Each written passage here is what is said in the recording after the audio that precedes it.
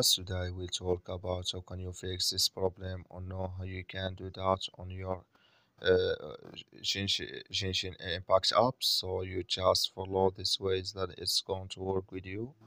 All you have to do, you just click here on settings, click on it here, just click on it. So then it's going to show for you a list like this here. Then you go down, you just keep going down here. So then you click here on apps. You come to apps list here and there you're looking for Genshin Impact app or just click on search. Then here at Genshin Impact you just click on it.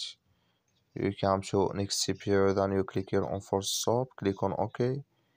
Then you go down, just click here on storage. You come to storage list here, then you click here on clear cache.